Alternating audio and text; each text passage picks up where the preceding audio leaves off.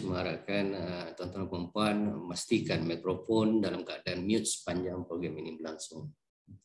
Terima kasih.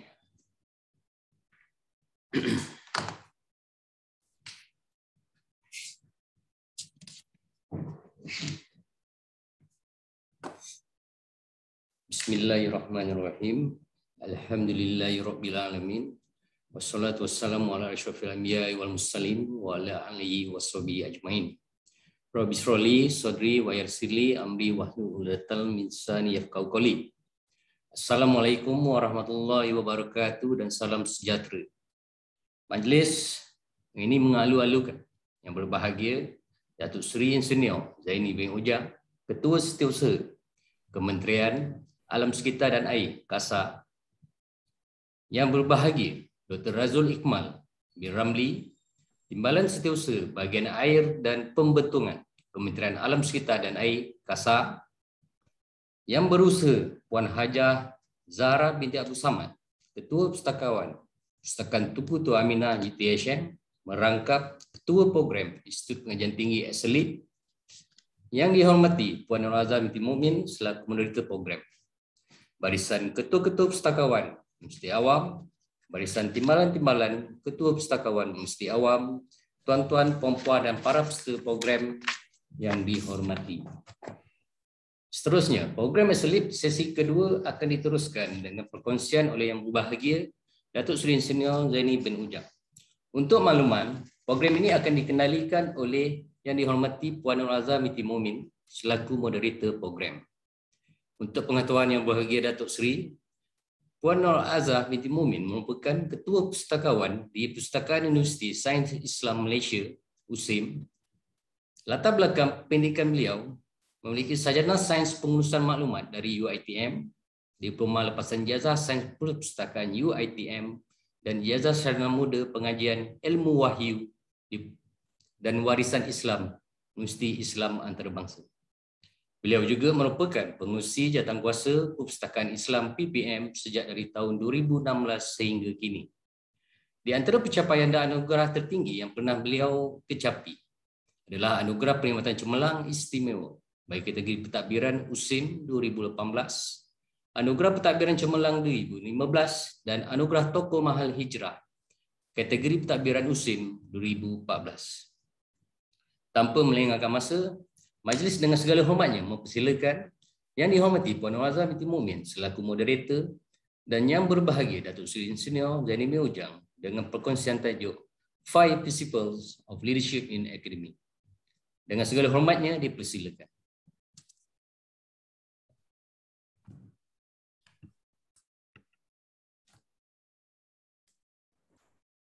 Bismillahirrahmanirrahim. Assalamualaikum warahmatullahi wabarakatuh dan salam sejahtera. Okay, terima kasih pengurusi majlis Cik Syahrul Mat Rizal. Yang bahagia Datuk Seri Dr. Zaini bin Ujang, Ketua Setiausaha Kementerian Alam Sekitar dan Air (KASA), Dr. Razul Ikmal bin Ramli, Timbalan Setiausaha Bahagian Air dan Pembentungan KASA, yang berusaha Puan Hajah Zahra Abdul Samad, Ketua Perpustakaan Tunku Tua Aminah UTHM, yang merangkap sebagai Ketua Program Eselip untuk pagi ini, dan juga program selama 6 bulan bermula dari bulan 8 sehingga bulan 2 tahun hadapan. Barisan ketua-ketua pustakawan, timbalan ketua pustakawan, pustakawan kanan Universiti Awam selaku peserta yang hadir pada sesi pagi ini. Dan seterusnya kepada rakan-rakan ahli jawatankuasa Eselip yang saya hormati. Jadi alhamdulillah untuk sesi pagi ini kita akan mendengar dengan topik Five Principles of Leadership in Academia yang akan disampaikan oleh Datuk Seri Dr. Zaini Ujang. Selepas kita mendengar sesi pada pagi tadi berkenaan dengan NLP dan kaitannya dengan kepimpinan. Jadi saya percaya untuk sesi yang ini kita dah pun bersedia dengan apa yang disebut sebagai state in mind. Kita bersedia untuk mendengar apabila perkongsian daripada Dr. Zaini dan juga bersedia dengan soalan-soalan yang kita akan kemukakan kepada Datuk Seri Zaini nanti. Jadi untuk pengetahuan Datuk Seri, sesi pada pagi ini adalah kesinambungan daripada sesi yang dah pun bermula pada bulan Ogos tahun ini dan akan berlangsung sehingga tahun depan 2022. Okey, jadi sebelum kita mulakan sesi pada pagi ini, suka saya membacakan biodata Datuk Seri Zaini Zaini Ujang. Alumni, merupakan alumni Bachelor in Chemical Engineering dari UTM. No wonder Datuk sangat sayangkan UTM dan banyak projek-projek endowment dengan UTM yang saya pun rasa sangat cemburu dengan UTM. Master dan PhD dari University Newcastle UK. Dan merupakan seorang professional engineer di Malaysia dan chartered engineer di UK. Jadi Datuk sekarang dipertanggungjawabkan sebagai Ketua Setiausaha KASA sejak ditubuhkan pada Mac 2020 dan berpengalaman sebagai KSU juga di Kementerian Pendidikan Tinggi, KSU di Kementerian Tenaga Teknologi Hijau dan Air KETA, Naib Chancellor UTM tahun 2008 sehingga 2013. Sekali lagi kenapa UTM selalu di hati Datuk Zaini. Dan Profesor Kejuruteraan dalam Sekitar UTM tahun 2002. Datuk Seri Zaini merupakan tokoh Ma'al Hijrah peringkat kebangsaan pada tahun 2019 dan merupakan penerima pertama Anugerah Merdeka untuk kategori pencapaian akademik cemerlang. Jadi satu pencapaian yang sangat tinggi dan suka saya ambil kesempatan ni untuk kita sama-sama mengucapkan tahniah kepada Datuk Seri kerana buku 40 hadis pelestarian alam sekitar tersenarai dalam senarai 50 buku yang terbaik Malaysia yang baru diumumkan oleh Majlis Buku Kebangsaan Malaysia. Jadi buku ni antara yang akan dibawa ke Frankfurt nanti. Jadi saya fikir Datuk Seri tidak asing dengan dunia kepustakaan, dunia buku dan perpustakaan kerana Datuk Seri telah menulis buku membaca motivasi dan kaedah yang telah pun diterbitkan selama 3 edisi, sebanyak 3 edisi setakat ini dan saya percaya dia dah sampai kepada berbelas ribu malah berpuluh ribu orang dan banyak sesi-sesi yang dah pun dibuat berkenaan dengan membaca dan juga perpustakaan. Dan Datuk Seri juga walaupun orang engineering tapi sangat dekat dengan kesusastraan di mana Datuk Seri telah pun menghasilkan 4 buku puisi. Dan sebagai seorang pustakawan, saya sangat berbesar hati kerana Datuk Seri juga ada puisi yang menyentuh tentang perpustakaan. Sedangkan kita pustakawan pun tidak menulis sajak berkenaan dengan perpustakaan. Tapi saya rasa berbesar hatilah kalau sempat nanti mungkin kita boleh bacakan sajak berkenaan perpustakaan tu. Jadi untuk sesi pagi ini akan diisikan terlebih dahulu dengan perkongsian Datuk Seri berkenaan topik kita pagi ini. Dan selepas tu kita akan adakan sesi soal jawab.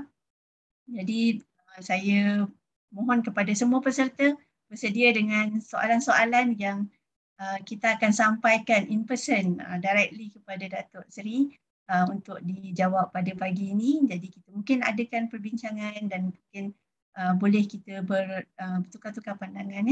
Jadi insyaAllah tanpa melengah-lengahkan masa lagi, saya input Datuk Seri untuk menyampaikan sesi pagi ini dengan topik 5 Principles of Leadership in Academia. Silakan. Bismillahirrahmanirrahim. Assalamualaikum warahmatullahi wabarakatuh. Alhamdulillahirabbil alamin wassalatu wassalamu ala sayyidina mursalin wa ala alihi wa sahbihi ajmain. Terima kasih kepada Puan Nur Azah. Terima kasih kepada semualah Puan Zahra yang menjemput saya. Saya ada agak khilaf sikitlah hari ini. Saya ingatkan ucapan saya ni macam ucapan di UTHM tempoh hari di mana perpustakaan UTHM menganjurkan majlis untuk keseluruhan, tak kira sama ada pustakawan ke tidak. Jadi saya boleh bercakap secara lebih terbuka, kemudian tu menyentuh pelbagai hal, tak hanya menyentuh tentang pustakawan. Tapi hari ini rupanya saya bercakap dengan pustakawan semua. Dan saya sebenarnya segan nak cakap pustakawan ni sebab tuan-tuan lebih banyak buku dari saya. Lebih banyak baca buku dari saya. Lebih rapat hari-hari. Siang malam duduk dengan buku berbanding saya. Jadi saya fikir saya pun cari-cari apa benda yang saya nak bincangkan. Jadi saya nampak slide ni? Puan Azhar nampak slide ni? Nampak Datuk, nampak. Kalau nampak slide ni maknanya saya nak cari mana je punya. Penuh sangatlah benda depan dengan saya ni. Depan skrin ni. Okey. Saya nak sebut tentang kepimpinan kepustakaan. Jadi saya cari-carilah, saya nak sebutlah, walaupun saya sebut 5 tadi, asalnya 5 tu untuk akademia, untuk student, untuk apa. Jadi bila spesifik kepada pustakawan ni, jadi saya rasa manalah, kalau ada 3 lah ya, kalau 4 lah. Saya berhenti ketika saya nak minum. Bila saya dah rasa dah haus sikit nanti, mungkin 10 minit daripada sekarang, 15 minit daripada sekarang, saya berhentilah. Jadi tuan-tuan dan perempuan, jemput bersoal jawab lah lebih baik. Jadi KSU ni kadang susah sikit. Kadang kita sebut benda yang orang tak dengar, susah juga. Saya nak buat resam air, perlu ditimba. Kalau dialirkan, tak diambil orang. Saya ulang balik. Resam air perlu ditimba. Indah ambil mana Indah? Sama ada timba daripada telaga ke, timba daripada perigi, ambil mana yang sesuai. Nak sikit ke, nak banyak ke, bila nak ambil. Tapi kalau air itu mengalir je, orang tak kisah. Jadi saya nak gunakan resam air gini lah. Ya, kalau nak, dia tanya. Apa benda nak tu pun boleh ditanya. Saya just nak bagi tahu lah, saya dah dipermudahkan dan Allah telah memberikan kudrat kepada saya untuk menulis beberapa buku. Buku saya kalau tahun ni siap semua 48 lah jadinya. Saya letak tu untuk tangkap gambar aja. Sebenarnya nak tangkap gambar bukan nak cerita pasal buku pun asalnya. Nak cerita betapa kita ketika PKP dulu, walaupun kita berada di rumah tetapi banyak buku yang perlu dibaca. Jadi orang kata, banyaknya buku you baca. Saya kata bukan buku saya baca tu, buku saya tulis. Sebab yang ada tu ialah buku yang saya tulis. Jadi bila saya baca balik buku yang saya tulis tu, saya rasa saya rasa banyak benda perlu dibaikilah. Ya. Ketika saya menulis tu mungkin terlampau muda, sedikit pengalaman dan perlu ditambah baik. Jadi mungkin dalam tempoh-tempoh yang akan datang, 10 tahun, 15 tahun akan datang, saya lebih kepada revision kepada buku-buku tu, tambah baik. Dan mungkin jadikan buku-buku, 2 buku jadi 1 buku yang kita perbaiki. So that's my project lah. Siapa-siapa yang nak endowment, sumbangan endowment, kena katalah nanti tanya Dr. Razul. Dr. Razul tu ada pegawai saya. Nanti kita akan carilah buku yang bersesuaian dengan universiti itu. Kalau buku teknologi itu mungkin UTM lebih sesuai. Buku yang berkaitan dengan bahasa mungkin UKM lebih sesuai, gitu-gitulah ya. Yang kadang ada pustakawan UKM sini, saya ni suka di Penang. Jadi kalau you nak, you kena Penang saya lah. Ya, untuk saya di ni. Dan saya hanya Penang orang sekali aja. Lepas ni saya nak Penang untuk berikan buku bersama saya. Ini ada perkara yang saya rasa saya nak sampaikan pada hari ini, walaupun saya tak sempat sediakan slide semua. Inilah intipatinya berkaitan dengan kepimpinan dan pembacaan, kepustakaan, pembacaan di Malaysia secara ini, dan bagaimana pustakawan boleh mainkan peranan untuk mewujudkan budaya membaca di kalangan pustakawan sendiri, di kalangan masyarakat kampus dan masyarakat luar kampus. Ini ada buku-buku yang saya tulis dulu. Saya mengucap terima kasih kepada Puan Nur Azah, tolong review buku saya supaya buku ini sesuai dibaca oleh pustakawan sekurang-kurangnya. Jadi kalau buku ini terbit, tuan-tuan kena komplain kat Puan Nur Azah sebab dia yang bagi, dia dah baca di peringkat awal. Ya, kalau mana salah tu, dia termasuklah orang yang bersalah kerana tak jumpa kesalahan dalam buku tu. Okay. A leadership crisis is really a leadership crisis. Disebabkan oleh masyarakat kita ni ada masalah dari segi pembacaan, sebenarnya disebabkan oleh masalah kepimpinan. Kepimpinan di semua peringkat, keluarga, kepimpinan organisasi kita dan sebagainya. Sebab mungkin kita silap baca, tak baca, kurang baca, atau terlebih baca benda-benda yang tak perlu kita baca. Contohnya. Dan ini yang menghantui kita. Saya masih ingat beberapa tahun lalu, kira-kira 30 tahun dulu, kalaulah seseorang itu ditangkap kerana disabitkan dengan sokongan kepada Parti Komunis Malaya. Yang jadi buktinya ialah buku yang dibaca. Saya baca buku Universiti Kedua yang tulis oleh Kasim Ahmad. Allahyarham Kasim Ahmad. Dan dia cerita tentang ketika dia ditangkap di rumahnya, mengambil masa yang sangat panjang untuk dibawa bukunya sekali sebagai bahan bukti bahawa beliau ini adalah penyokong komunis. Macam tu. Jadi satu ketika dulu di Malaysia ni sangat takut membaca buku. Sebab itulah bila saya pergi ke England masa saya belajar, antara buku yang saya beli ialah Communist Manifesto. Sebab di sana tidak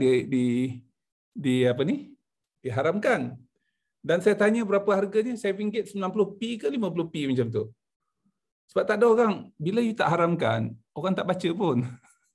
Bila haramkan, orang cari. Saya daripada England, daripada Malaysia sampai kat sana, antara buku yang saya nak baca ialah Communist Manifesto. Sebab saya tak boleh baca buku tu kat Malaysia. Sampai kat sana, bila ada peluang, saya cari. Tapi tengok kenapa jual murah sangat. Sebab orang tak baca. Ya, itu adalah krisis kepimpinan. Jadi kalaulah kita nak benda-benda tu tidak sensor, tak ada dapat sorotan yang istimewa, kita jangan haramkan sekali-kali. Kita letakkan di pasaran, ya, tak ada orang perasan pun. Itu juga buku-buku yang lain yang akan saya sebutkan nanti. Banyak buku tu bila tidak disebut-sebut, orang tak kisah. Tapi ada seorang sebut, buku tu menjadi satu buku yang sangat dikisahkan. Bukunya antaranya ini, novel saya tengah baca sekarang lah, The Reading List. Saya bukan jual buku, saya tunjuk ni. You tak percaya, saya pegang buku ni. Buku ni ditulis oleh seorang British writer. Dia ni Pakistani origin lah. Sarah Nisha nama dia. Dia tulis tentang The Reading List. Dan Reading List ni satu cerita yang sangat baik, cerita tentang perpustakaan. Jadi orang perpustakaan ni kena promote buku perpustakaan ni. Apalah saya pula cerita kat you cerita pasal buku perpustakaan. Ya. Ceritanya ialah seorang anak muda namanya Aisyah. Dia duduk perpustakaan tu, dia tak ada motivasi pun untuk kerja di perpustakaan tu, tak baca pun buku kat perpustakaan tu. Tiba-tiba ada seorang tua, Mukesh namanya, yang kematian isteri setahun, dia terbayang-bayang apa nak buat dalam hidup dia ni, nak melupakan isteri yang dah meninggal ni, dia pun pergi ke perpustakaan. Ya, sebab isterinya dulu selalu pergi ke perpustakaan tu. Jadi dia pergi ke perpustakaan tu. Sampai ke perpustakaan tu, dia tanya Aisyah ni, boleh recommend tak buku apa yang saya boleh baca? Aisyah ni kata, sana buku fiction, sini buku non-fiction. Ya, nak baca majalah kat depan ni. Macam itulah jawapannya. Dia tidak memberikan dorongan untuk orang baca. Jadi Mukesh ni dia cari-cari buku. Entah macam mana, ada seorang yang datang ke situ dan dia telah tertinggal. Sebab di sana, antara tugas pustakawan tu, saya tak tahu tugas pustakawan apa, ialah pastikan bila buku dah sampai, dah dipulangkan, dia akan tengok sama ada nota ditulis ke, nak bersihkan, ada sampul ditinggalkan ke, ada duit ke. Tapi dalam satu buku tu ada message ni, the reading list. Ya, just in case you need it to kill a mockingbird. Rebecca, bla bla bla, the kite runner dan sebagainya lah. So cerita dalam buku ni ialah cerita tentang pakcik tadi, Mukesh tadi, yang berumur, dia ada cucu, yang cucunya rajin membaca tapi tak pergi library, tapi baca di rumahnya, dan seorang anak muda Aisyah yang juga librarian, tak membaca buku. Dan dia orang ni baca buku ni. Dan perbahasannya cerita macam mana, cerita tentang mereka membahaskan buku ni dan occupied the time. Jadi bila saya baca buku ni, saya tak habis lagi baca The Reading List novel ni. Tapi buku ni mengajak saya berfikir bahawa sebenarnya dalam hidup ni kita boleh berkawan dengan banyak orang dan pada masa yang sama berfikir tentang banyak benda dalam kehidupan. Yang penting ialah kita cari apakah yang boleh kita pelajari daripada setiap hari yang kita lalui. Dan ada satu buku yang saya selalu sebut perkara ni, The Rise of the Arabic Book. This buku ni agak recent juga, yang ditulis oleh seorang profesor daripada Jerman. Profesor berbangsa Jerman, diterbitkan oleh Harvard University Press. Beatrice Grendler nama dia. Ini satu statement yang sangat penting. During the 13th century, Europe's largest library hanya ada 2,000 volume saja. Libraries in the Arab world at that time had massive amount of books. 5 libraries di Baghdad saja ada satu tu 200,000, satu tu 1,000,000 buku di Baghdad saja. Itu hanya di Baghdad 5 library yang macam tu. Bukan hanya 5 library di Baghdad, yang kecil-kecil. Yang buku yang ada 1,000 buku, ada yang 10,000 buku tu berlambak-lambak. Sedangkan keseluruhan library iaitu di Paris ketika itu hanya ada 2,000 volume saja. Dan buku ni cerita kenapa hal itu berlaku. Pertama sekali is a common language and topics of shared and immediate common interest for writers and readers. Oral literature already circulation simply turn out into literature. Jadi maksudnya apa? Orang dah menghafaz hadis. Hafalan hadis itu ada dalam buku-buku hadis yang dikumpulkan. Itulah maksudnya. Ya, tanpa buku pun dah ramai orang menghafaz hadis. Perkataan hafiz itu sebenarnya digunakan bukan kepada orang yang menghafaz Quran, tetapi menghafaz hadis. Kalau kata Zaini Al-Hafiz, makna Al-Hafiz itu ialah menghafal hadis. Sebab semua orang menghafal Quran. Ya, perkataan Al-Hafiz itu kepada orang yang menghafal hadis. Ya, saya tak tahulah kat Malaysia kenapa kita gunakan untuk orang yang menghafal Quran pula. Unlimited producibility of papers. Ya, ini yang sangat penting. Jadi saya nak cerita tentang waste material lah. Rag papers became available. Dan salah satu sebab kenapa industri buku ini boleh berkembang maju disebabkan oleh pembikinan buku itu dalam tradisi Islam pada peringkat awalnya dibuat daripada kertas ataupun bahan-bahan yang tidak digunakan, bahan-bahan used material, bahan-bahan the so-called waste material. Ya, jadi ceritanya ke situ kalau saya daripada kementerian ni lah. Itulah waste material membina satu kepustakaan yang sangat besar, menjadikan tradisi keilmuan Islam sungguh mengagumkan dan berpengaruh. So yang penting juga ialah buku ini bertempat di Baghdad yang merupakan pusat kemajuan dan pemerintahan Empire Islam pada ketika itu. Sebab itulah isu-isu penting dalam Quran ini kebanyakan berkaitan dengan buku. Contohnya ialah baca 69 kali disebut dalam Quran, ya, ajar 72 kali, akal 7 kali. Saya tak nampak ni.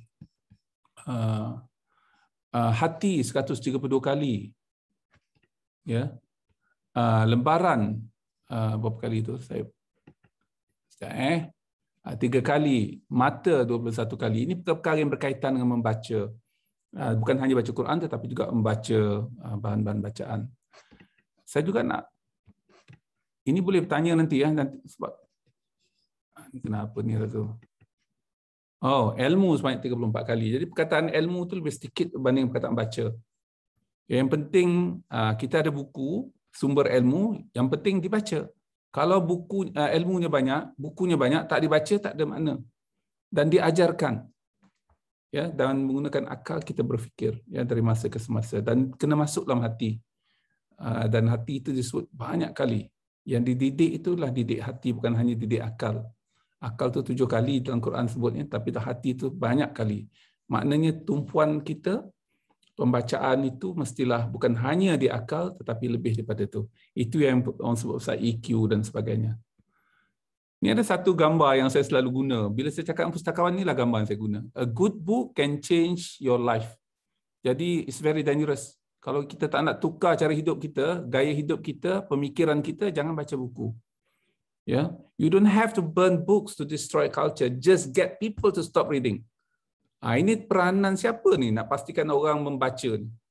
Peranan siapa nak tentukan buku mana nak dibaca supaya kita berubah dari segi mentality.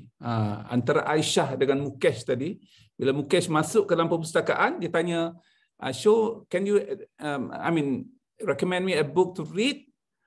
Aisyah kata, ini fiction, ini non-fiction, majalah kat depan tu. Itu je boleh. Sebab dia tidak menghayati perpustakaan tu.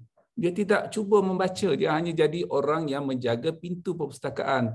Pastikan orang masuk tak bawa buku, ataupun memulangkan buku, keluar pinjam buku baru. Dan itulah kerjanya. So which books, good books, and then 1, 2 ni, ini kerja boleh dimainkan oleh pustakawan. Jadi kalau pustakawan ni nak ada daya ataupun added value, kita kenal pasti good books. Good books ni ada 2, satu buku yang orang baca, satu lagi buku yang disebut-sebut selalu dalam magazine, dalam majalah, dalam akhbar, kata buku ni bagus, adalah ratingnya. Kalau kita tengok Goodreads tu pun ada ratingnya, ya. And then proses membaca tu dan apa proses perubahan yang kita perlukan. So saya buat macam ni lah. Ni Puan Naziah, ini slide saya terakhir tau. Ni ada buku, ada perpustakaan, dan kita menggalakkan orang membaca. Dan tugas guide readers ni sangat penting, bukan hanya kita kata ini. Saya fikir perpustakaan di universiti khususnya yang saya tahu terbagi kepada dua. Satu yang research related, yang satu lagi itu non-research. Research ni mainly jurnal dan sebagainya yang biasa sekarang ni kita subscribe online. Buku-buku dalam bentuk pembacaan biasa, novel dan sebagainya, saya fikir orang masih ada lagi keinginan untuk membaca buku fizikal. Macam saya masih membaca buku fizikal. So, sekurang-kurangnya itu satu perkara yang menenangkan. Kalau saya tak baca buku fizikal, saya fikir tak ada apa yang saya nak belilah. Sebab saya fikir baju saya dah ada satu almari, cukup 2 almari mungkin. Ya, kasut saya dah ada satu almari. Kereta dah ada, apa nak beli lagi? Ya, selain pada harta sikit sana sini, ya, beli buku lah. Dan ini sangat penting untuk penulis buku. Kalau kita tak membaca buku, kita tak akan beli buku. Kalau kita membaca buku tetapi tak beli buku, itu pun masalah juga sebab penulis tak akan dapat menjual buku mereka. Dan apabila tak dapat menjual buku, mereka tak akan menulis. Itu isunya. Dan bila penulis tak menulis, tak adalah benda yang berkaitan dengan perkara yang kita nak baca tu. Contohnya lah, kita USIM berada di Negeri Sembilan. Katalah saya ni orang Afrika, datang daripada Afrika Selatan. Jadi pensyarah kat USIM setahun. Saya nak tahu juga tentang Negeri Sembilan. Saya tengok-tengok ada tak bahan tentang Negeri Sembilan. Katalah ada, tapi saya nak tahu apakah bahan berkaitan Negeri Sembilan dari segi spesifik. Contohnya tentang sejarah Seremban. Tengok-tengok, sikit yang material ada. Sebab apa tak ada orang menulis? Kenapa tak ada orang menulis? Sebab tak ada orang nak beli buku yang ditulis tu. Tak nak kita terpaksa dapatkan pendanaan khas. Ada orang yang taja, nak cari orang penaja tu dia akan tanya, kenapa nak tulis pasal Seremban? Oh, kata bagilah rasional macam-macam. Tulis pasal Sri Menanti lah macam tu, lagi banyak historical value-nya. Akhirnya tak ada tentang Seremban, yang ada tentang Sri Menanti. Sebab keputusan untuk menulis itu adalah terletak kepada orang yang memberi dana. Sebagai penulis, saya tak suka orang diktat apa benda yang saya nak tulis. Itulah kelebihan seorang penulis. Dia boleh, especially tulis sajak ataupun puisi. Tulis puisi ni bebas tau. Kalau tulis rencana akademik itu, yang masuk jurnal terutamanya, sangat precise. Kita tak boleh kata panjang. Kita kena sebut 0.5 cm. Kita kena jelaskan dia punya sifatnya. Sifatnya itu adalah hexagonal, as shown in the microscopic photos number 1, macam tu. Dia tak boleh secara umum. Tetapi apabila saya boleh menulis puisi, saya rasa sangat bebas. Saya boleh jolok bulan, saya boleh terbang tinggi di angkasa, saya boleh membelah langit dan sebagainya. Sebagai seorang pemuisi lah, bahasa-bahasa yang kita gunakan. Jadi secara tak langsung, berpuisi ini sebenarnya memberikan kita peluang untuk lari daripada convention, kebiasaan. Dan ini sangat membahagia dan membebaskan. Jadi guide siapa nak baca dan sebagainya, ini kerja yang berkaitan dengan orang yang tahu tentang buku. Sebaik-baiknya pustakawan. Kita tak nak pustakawan kita ataupun mereka yang duduk di frontliner tu tak tahu tentang buku mana kita nak advice. Sekurang-kurangnya kalau saya datang kata, boleh tak advice saya buku tentang Negeri Sembilan, apa tajuk yang saya boleh baca tentang Seremban? Dia kata tentang pemerintahan Seremban ada 3 buku. Tentang rumah-rumah seni bena yang menarik tentang Seremban ada 10 buku macam tu. Ya, this is what we call local history. Sebab apa saya sebutkan local history ni? Sebab ketika profesor saya retire, bersara pada tahun, saya lupa tahun berapa, saya tanya dia, what are you going to do? Dia kata, I'm going to write about local history. So apa benda nak tulis pasal local history? Dia pun cerita kat saya pun terperanjat. Rupanya tempat saya belajar tu tempat yang sangat bersejarah dalam dunia. Ya, macam-macam benda berlaku kat situ. Nombor 1, kereta api George Stephenson tu di Newcastle. Nombor 2, transplant jantung yang pertama di Newcastle. Dan banyak lagi lah tentang Jon Snow yang jumpa disinfection, diwajibkan dalam bekalan air untuk letak klorin itu. Jon Snow itu daripada Newcastle. Dan banyak lagi sejarah-sejarah yang sangat penting yang orang tak tahu tentang Newcastle, sebab saya hanya dengar-dengar saja, tak ada orang yang tulis proper. So that's very important. And barulah kita boleh transform. Ya, macam orang tadi je, lalu bawah buku tu je transform. Ya, kalau tak transform, sekurang-kurangnya kita gunakan buku untuk tidur. Ya, susah nak tidur. Ya, tak apalah, sekurang-kurangnya ada, tak payahlah guna pil yang bahaya tu. Nanti jadi addicted dengan pil tu pula. Kita baca buku je, sekejap aja. Ada separuh orang tu pegang buku je tidur. Jadikanlah buku tu sebagai pil tidur kita. Sekurang-kurangnya kita transform lah daripada jaga kepada tidur. So, okay. What matters most is a place. Yeah, and this place is what we need now. Banyak orang pergi mana-mana kan.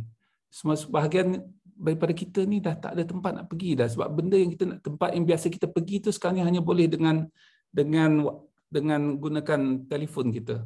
Kita nak makan, place and order. Kita nak beli macam-macam kat rumah saya tu, almost every day macam-macam benda sampai. Ya, daripada barang untuk cucu saya sampailah barang untuk isteri saya.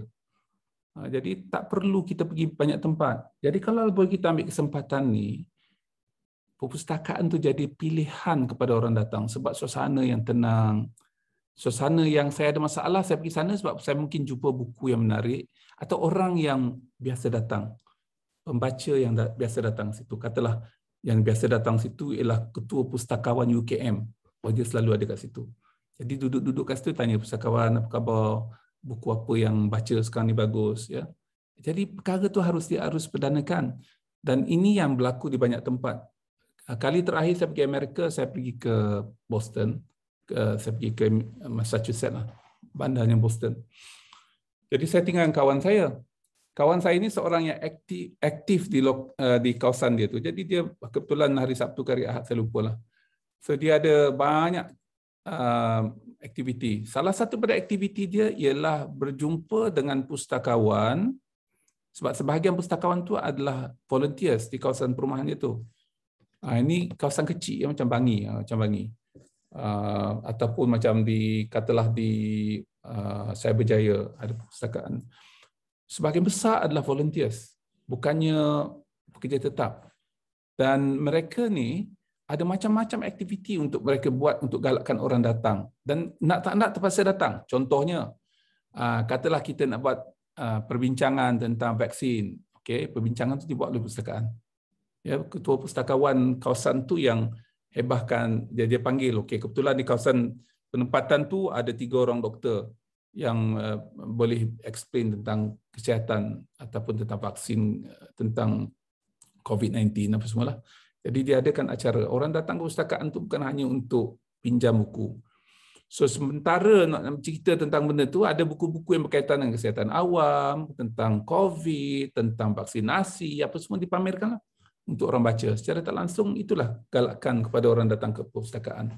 It's a place where people meet, and this is the most lavish place in your area. Sebab apa? Sebab tak payah bayar.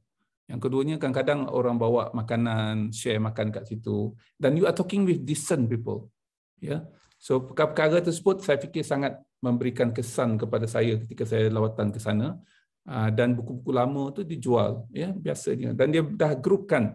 Dia bagi tahu, okay, you Michael, I know that you like this kind of books, so this is book for you to consider. Michael pun dia beli semua sekali. Ya, ataupun kawan saya tu nama Habib. Habib, this might be your interest related to travel books.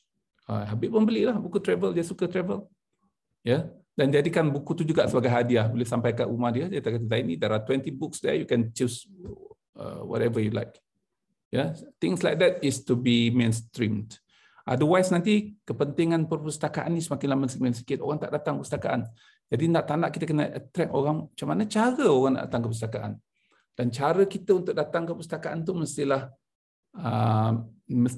memberikan added value yang tinggi yang orang tak boleh dapat melalui saluran lain. Contohnya dulu orang nak belajar, orang pergi perpustakaan. Masa saya kecil-kecil dulu sebelum masuk universiti, dan ketika saya belajar di universiti, saya memang belajar di perpustakaan. Ya, sebab kami share bilik, satu bilik 2 orang, bilik sangat kecil lah di UTM KL ketika itu. Dan kemudian apabila ada Starbucks, ada apa macam-macam ni, tarikan anak-anak kita belajar tempat tu. Ya, di restoran-restoran tertentu yang agak meriah dan dingin dan mewah. Ya, tetapi apa peranan perpustakaan? Benda-benda macam tu. Jadi saya nak berhenti kat situ dulu, Puan Azhar. Sebenarnya slide saya ada 30 ni, saya tunjuk yang itu dulu. Kalau ada persoalan nanti baru saya jawab. Ya, Puan Azhar boleh Okey, boleh Datuk. Ya. Okey. Memang kalau berkenaan dengan ulasan buku, orang bercerita tentang buku, memang kita setujulah kalau isu-isu bila dekat Malaysia ni, bila buku tu diharamkan, dan baru orang carilah. Dan sebenarnya ada seorang sastrawan pun yang sebut, you can kill a book quicker by your silence than by a bad review. So kalau buku tu tak bagus, jangan sebut apa-apa. Ataupun buku tu kita nak supaya orang jangan baca, jangan sebut apa-apa. Sebab kalau kita bagi bad review tu, biasalah orang, dia naluri manusia kan. Kita ada sesuatu tu dia nak tahulah apa kan. Pengesahan. Okay. Cuma Datuk, kalau boleh, sebagai seorang yang ada pengalaman menerajui dekat universiti, menerajui dekat KPT juga, mungkin sebab yang berada pada pagi ni adalah ketua-ketua pusakawan, timbalan-timbalan ketua pusakawan yang bakal menerajui perpustakaan, dan sebagai ketua pusakawan tu dia akan berada dalam kumpulan pengurusan universiti, jawatankuasa pengurusan universiti. Jadi ada banyak dari sudut kepimpinan juga yang dia perlu tahu dan perlu diamalkan bila berada dalam sebuah universiti itulah. Jadi pada pandangan Datuk Seri, apa agaknya yang perlu sangat untuk ketua pusakawan bila berada dalam pengurusan universiti, dari sudut memimpin supaya apa-apa keputusan yang dibuat oleh universiti itu mengambil kira juga sesuatu yang ada kaitannya dengan perpustakaan. Macam mana agaknya berdasarkan pengalaman Datuk Seri di KPT dan juga di universiti sendiri? Okey, dalam sesuatu mesyuarat kita nak orang memberikan pandangan.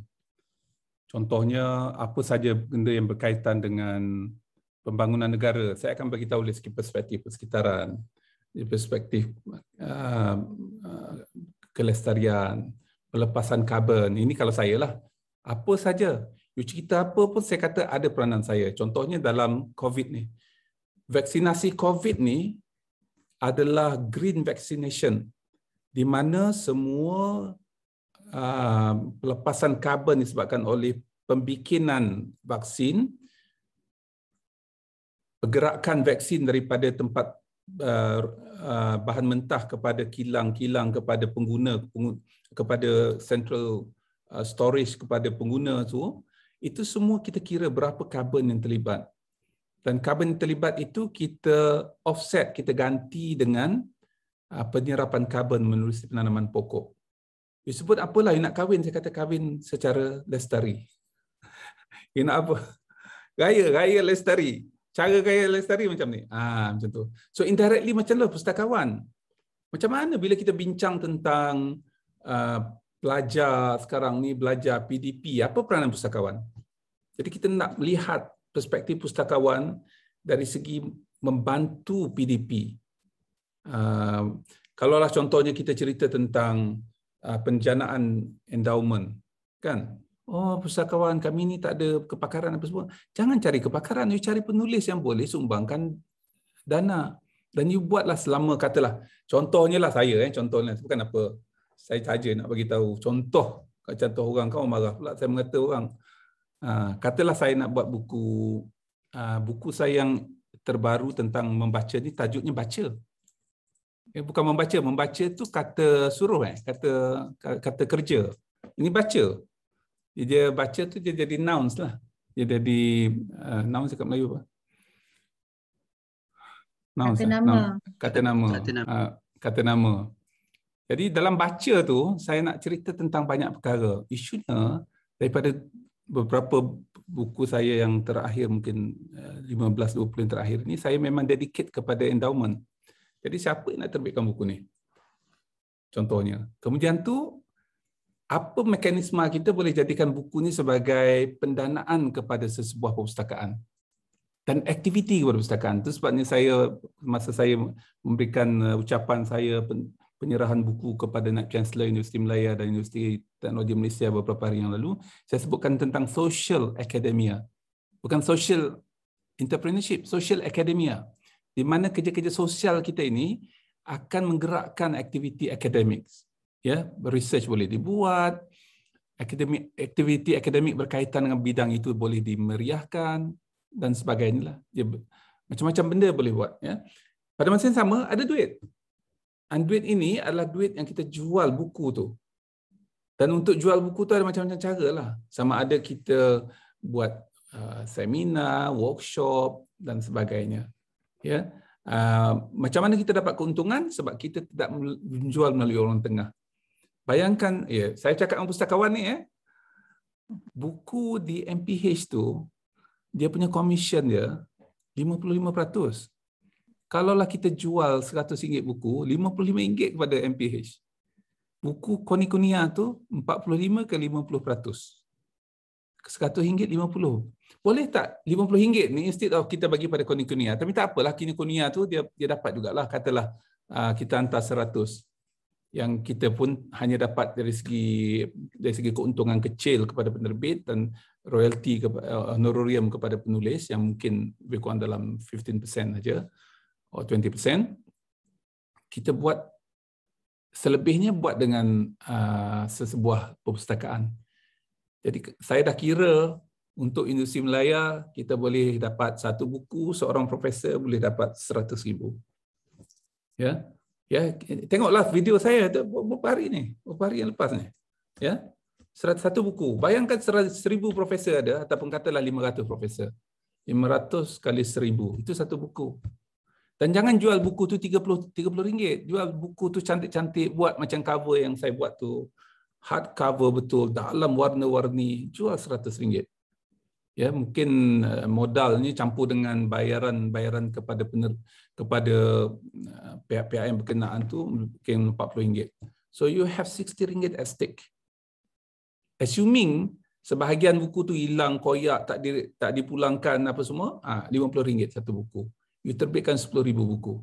That's the amount of money at stake. RM50 kali dengan 10,000 buku.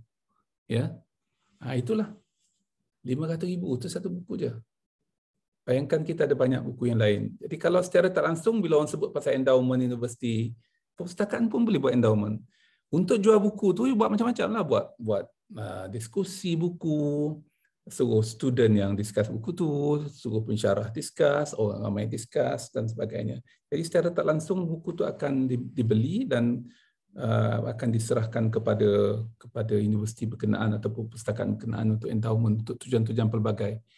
So itu caranya supaya kepimpinan perpustakaan universiti ini boleh berperanan dalam konteks pengurusan universiti. Saya teringat masa saya di Harvard dulu, tempat yang paling banyak sekali di universiti Harvard itu adalah ruang membaca di perpustakaan. Macam-macam perpustakaan ada. Di Harvard Business School tu saya fikir saya lupa lah berapa banyak perpustakaan ada. Lebih banyak daripada dewan kuliah. Perpustakaan dia lebih banyak daripada dewan kuliah. Tempat membaca. Sebab dia tak expect student membaca dalam bilik. Kalau student membaca dalam bilik nanti macam tadilah dia akan tidur.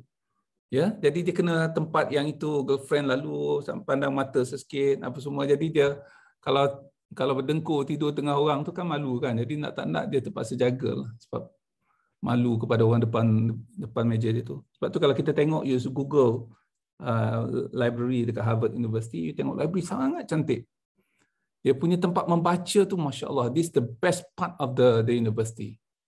Ya, dan tak timbul isu nak tutup library dan sebagainya. Mereka fikir nak tambah library lagi.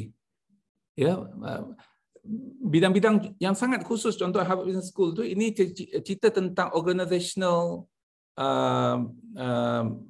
behavior of an organization. Okay, sudut itu ataupun ruang itu ditaja oleh Bloomberg sebagai contoh. Ya, dan macam-macam lah, semua ada tajaan. Masing-masing relate themselves with library. Ya, dan saya rasa pustakawan mereka tu sangat powerful lah. Sebab kalau saya rasa saya buat jangkaan asal di kawasan pengurusan pentadbiran universiti, tak termasuk asrama, saya fikir lebih daripada 40% itu adalah perpustakaan.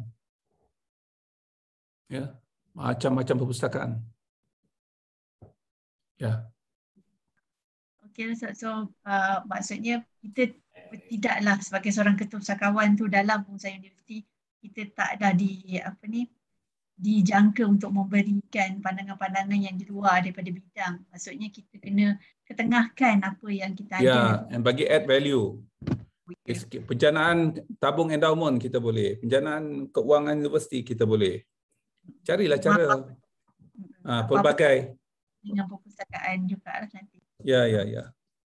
Okey, saya ada letakkan dalam chat tu, kalau ada yang nak bertanya, boleh gunakan dekat butang reaction tu atau untuk angkat tangan, dan sebab macam tadi macam berebut-rebut sesi pagi tadi, siapa yang nak cakap dulu, dan ada yang tulis dekat chat tapi mungkin tidak sempat dibacakan. Jadi saya fikir untuk sesi ni mungkin kalau ada yang ada pertanyaan boleh angkat tangan, dan kalau tak ada 2-3 orang boleh terus sajalah bertanya. Kalau ada apa-apa yang nak diteruskan pertanyaan kepada Datuk Seri, silakan. Saya tak angkat tangan lah. Apa ni Puan Azman? Okey, Azman. Saya masuk tu lah. Okay, Assalamualaikum warahmatullahi wabarakatuh, Datuk. Saya memang dalam konteks yang mungkin Datuk tak kenal saya, tapi saya sebagai seorang penulis, dan rasa saya di peringkat MAPIM pun kalau penerbit UTM ni, buku-buku Datuk ni adalah amat popular lah di kalangan ahli MAPIM, kadang-kadang juga di perpustakaan juga, macam di UMK ni kami adalah buku-buku, semua buku-buku Datuk ni kami beli untuk tujuan koleksi dan bacaan para pelajar. Kita tak dapat nafikan lah. Dan saya pula amat dalam masa yang sama juga, kalau kita tengok Datuk pernah memimpin UTM sebagai Naib Chancellor, lepas tu memimpin PPT dalam masa yang sama. Apakah pandangan Datuk berkenaan dengan kita menghadapi dalam masa sekarang ni, kalau kita tengok dalam buku Datuk yang membaca tu, bagi saya ia amat membimbangkan lah, lebih-lebih lagi sekarang ni lagi amat membimbangkan, yang mana minat membaca di kalangan pelajar makin lama makin menurun. Ini yang saya nampak lah, Datuk. Sebab mungkin ada interference yang lain yang berlaku, mungkin mereka lebih suka baca benda-benda yang social media ni, benda-benda yang singkat. Tapi kalau kita tengok dalam buku Datuk tu, kadang-kadang benda-benda yang singkat ni kita tidak memahami secara keseluruhan kalau kita tidak membaca. Tapi dalam konteks ni, apa pandangan Datuk zaman Datuk Naib Chancellor di UTM dan lepas tu lead KPT, permasalahan yang sebenar berlaku dekat Malaysia ni? Adakah sistem itu sendiri yang menyebabkan pelajar-pelajar kita ni, especially di institusi yang tinggi ni, malas membaca, ataupun dia yang bermula daripada asas sekali lagi di masa mereka bersekolah ni, yang mana kita dapati di sekolah pun ada library tutup kadang-kadang, ikut waktu cikgu nak buka tak buka apa kan, compare. Tapi bila dia nak masuk universiti, kita nak galakkan baca, because bagi saya kalau nak melentur buluh tu, kalau Datuk cakap dalam buku Datuk tu, dia daripada rebung. Kalau dah kerah ni, kita nak sedia baca buku susah.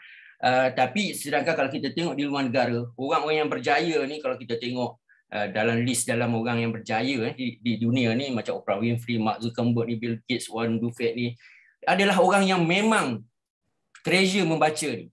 Jadi kita selalu nak at par dengan negara-negara yang dah maju, tapi kita fail on that part. Apa pandangan Datuk sebagai orang yang ada dalam sistem? Okey. Saya nak beralih daripada naratif orang kita tidak membaca. Saya tak suka naratif itulah, sebab naratif tu very negative to start with. Jadi saya kata orang semua membaca. Dan wajib membaca. Dan membaca ni ada dua cara. Kalau kita faham Al-Quran, dan sebab itulah tadi saya kata tentang oral literature. Orang membaca hadis, tapi buku hadis tak ada, tapi boleh hafal hadis. So dia buku tu dicetak di hati. Bukan buku tu dicetak di kertas. pembacaan yang kita faham sebagai membaca kertas ini adalah satu bid'ah barulah. Bid'ah yang hasanah. Sebab sebelum ni Quran semua harus diingati, hadis harus diingati. Yang baca untuk dibaca atas kertas ni, ini bagi orang yang buta hati, you kena baca kertas. Bagi orang yang celik hati, dia tak payah baca kertas. Ya, sebab itulah banyak orang kita sebenarnya dia celik hati. Kadang-kadang tu dia tak membaca yang di kertas. Kalau kita tengok tadi pun, bila dalam pemikiran, saya rasa ramai orang Islam kat sini yang dengar saya ni, kita tengok ayat-ayat yang diturunkan baca tu bukan baca atas kertas. Ketika malaikat Jibril turun, ni ayat yang pertama turun tau. Tugas yang pertama ialah tugas yang diberikan kepada Nabi yang berkaitan dengan perpustakaan, iaitu membaca. Ya, dia tak ada kata pergi berlari, tak ada kata pergi mesyuarat, pergi rukuk, pergi sujud. Itu kerja orang lain. Yang pertama sekali ialah tugas membaca. So pustakawan ni sangat penting sebab you jaga tempat membaca. You adalah orang yang memastikan masyarakat kita membaca benda yang sepatutnya dibaca. Dan saya pasti perpustakaan kita apabila nak beli buku yang berkualiti. Dia tak ada beli buku yang comot-comot masuk ke universiti. Masuk ke perpustakaan, apalagi perpustakaan universiti. Kalau nak beli novel tu tak adalah pornographic novel dimasukkan dalam koleksi universiti, mesti novel-novel yang terpilih.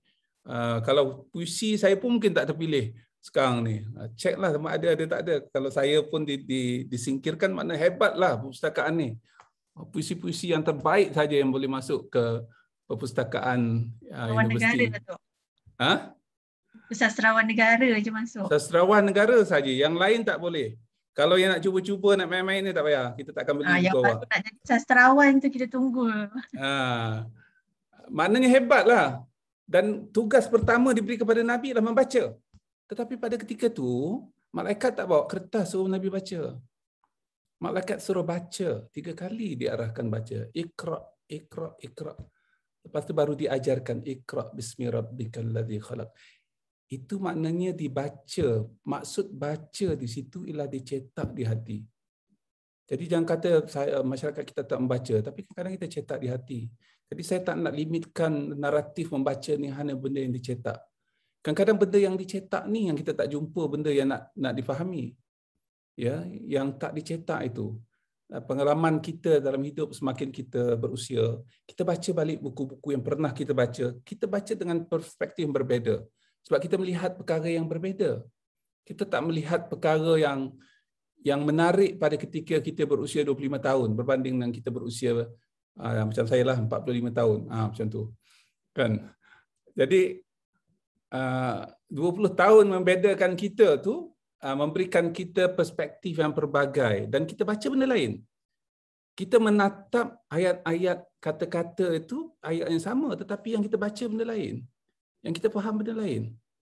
Ya, sebab itulah bagi seseorang yang sangat suka membaca, dia akan baca benda yang sama berkali-kali. Semakin dibaca, dia nampak benda lain. Semakin dibaca, dia nampak benda lain. Ya, dan itu menyebabkan kita sebagai penulis rasa seronok sebab setiap kali kita buat edisi baru, kita nampak kesalahan edisi lama.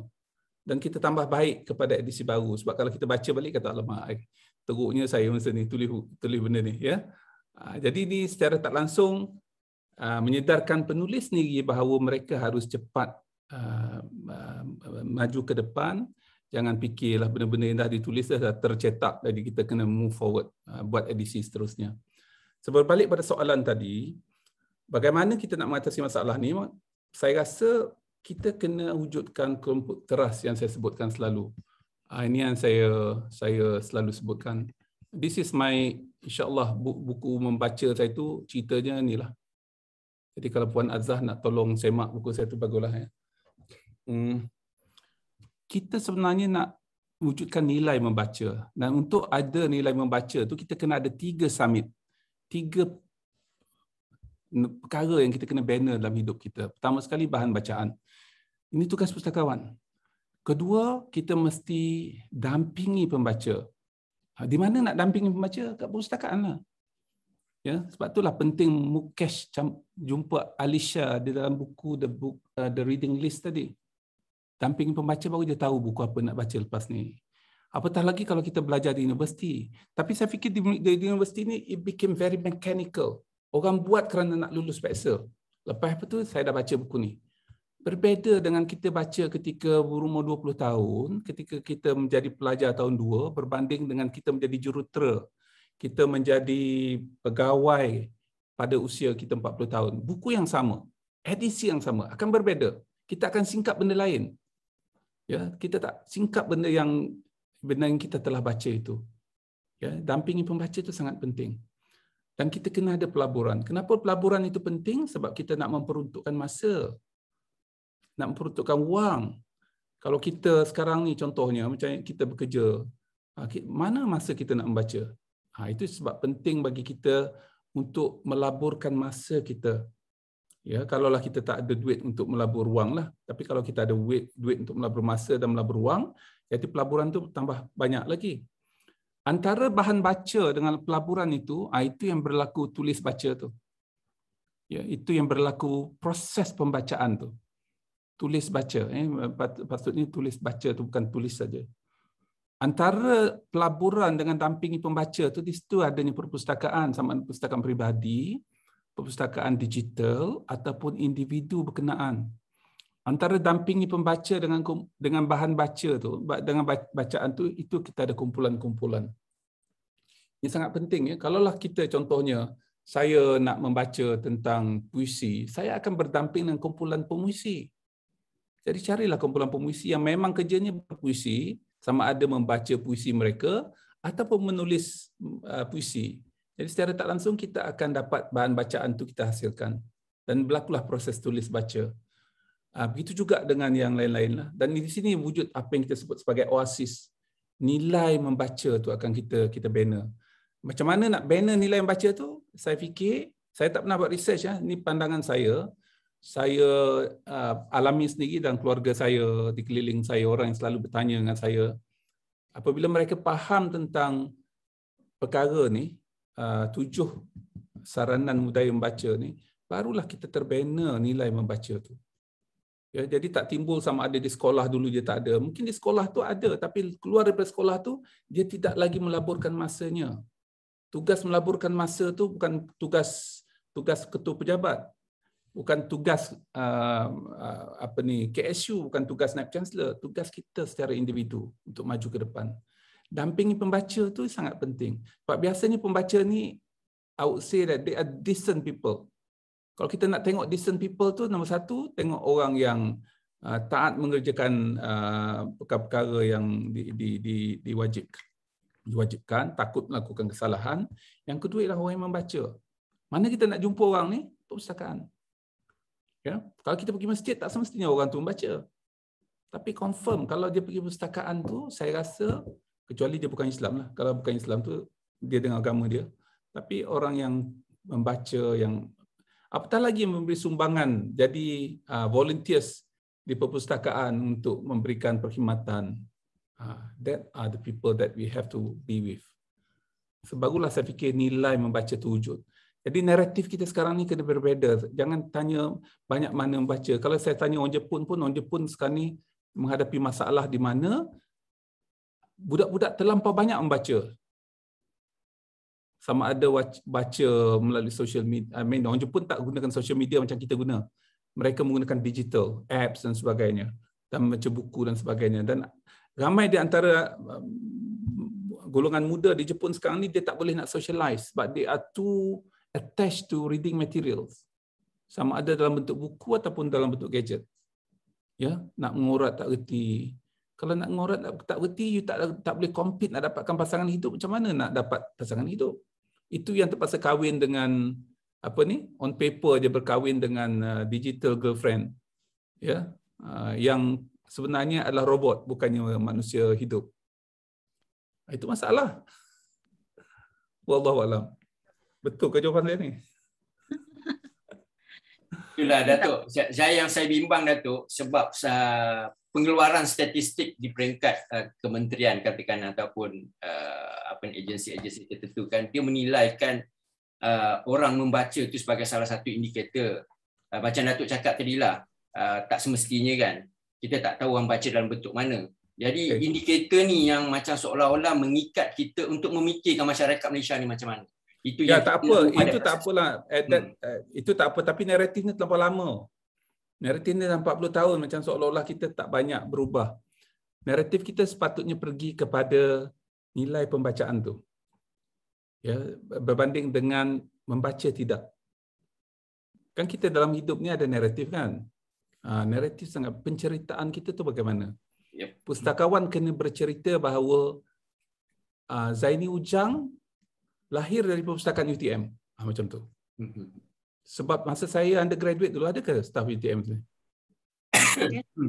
Mantan ada. Ada yang you sekarang kena gunakan tu. Di sinilah lahirnya Zaini Ujang. Inilah tempat dia duduk dulu. Ya. Siapa nak duduk tempat ni kena book. Because this is where Ada pot dia. Zaini Ujang was born. Datuk, saya ingat Datuk datang PZKL pakai baju batik. Whatever lah tu. So, benda-benda macam tu lah. Contohnya saya pergi ke Oxford. Saya ada satu kursi, kawan saya tunjuk saya. Mari kita pergi minum. Kenapa nak pergi minum? Sebab dia kata, this is very special room. Di Oxford College tu, di Oxford ni kita belajar di college. Ya. Saya ni kebetulan, sampai sekarang ni saya masih berhubung dengan Oxford University. Sebab saya banyak projek dulu masa saya jadi VC. Dan kebetulan kita ada Datuk Dr. Afifi kat situ. Jadi biasa saya pergi ke Oxford kalau saya pergi ke London. Kami makan, bukan saya dengan Afifi, saya dengan kawan saya lain. Kami makan di satu college, kemudian tu dia ajak saya. Lepas makan tu, mesti pergi ke staff coffee room. Lepas makan percuma untuk college dan tu. Kena makan di college lah untuk dapat makan percuma. Lepas tu, pergi minum ke atas. So minum ke atas tu, dia pun bagi tahu, you have to sit here. Why? Einstein duduk kat sini dulu. Saya duduk kursi yang duduk kat Einstein tu. Jean Einstein adalah 400 tahun dulu. Ya. Jadi tangkap gambar dekat situ, just nak duduk kursi tu Einstein. Saya ingat Einstein ni mesti ada 50-60 kursi. Dia bukan duduk satu tempat, kan? Tapi macam mana tak tahu dia jumpa kursi yang pernah Einstein duduk tu, dia preserve kursi tu betul dan jadi tempat kepada membudayakan ilmu. Jadi saya rasa macam saya ni connected to Einstein because saya pernah duduk kursi di mana Einstein duduk. Aura Datuk, aura. Di mana dia duduk, dia minum air kat situ lepas dia lunch kat situ. Beberapa tahun saya tak tahulah berapa, nanti saya semak di segi sejarahnya. So librarian kena buat macam tu. Di sinilah lahirnya seorang tokoh pakar bedah yang terkenal. Di sinilah lahirnya seorang DG kesihatan yang menyelesaikan masalah health dari dekat UKM. Carilah tempat dia apa-apa benda yang dia ada. Kita jangan lupa naratif kita ni kena macam tu. Jadi datanglah ke UKM. So, orang pun seronoklah bila student universiti datang. Oh, saya duduk. Dia ada kesinambungan kesarjanaan itu. This is how people make libraries important. Ya, saya pernah dulu pergi satu tempat di Silicon Valley. Di sinilah tempat di mana sebelum Facebook ni apa? Blog. Sebelum Facebook. Friendster. Tak. MySpace. Tak, bukan yang macam tu. Bukan yang social media ni, company, IT company. Yang popular. I forgot. Yahoo. Assuming Google. Google. Saya lupa sama ada Yahoo ataupun Google. Di mana kontrak pertama Yahoo dapat design kat meja tu. Ya, ketika budak-budak yang masa tu kan bincang dengan profesor dia ajak duduk satu tempat berbincang. Saya fikir di satu sudut dan saya pergi sudut tu. Dan ada seorang orang kaya, venture capitalist yang fund projek dia orang ni. So the first project was there. So nak tak nak tempat tu jadi sangat popular. Library ataupun sudut tu menjadi sangat popular disebabkan di sinilah tempat. Jadi sekurang-kurangnya orang dapat aura Google ataupun Yahoo tadi. Jadi librarian boleh buat macam tu. Di sini selalunya tempat siapa-siapalah yang masih hidup ni lah, yang dah meninggal tu kena cari kursi dia. Kursi Vice Chancellor Universiti itulah juga kursi Vice Chancellor sebelum ni. Tak ada orang yang tukar. Saya ingat kursi saya kat UTM tu tak bertukar kot. You boleh gunalah, ambil kursi tu letak kat mana-mana, ni tempat kursi yang di macam tu. Carilah guna.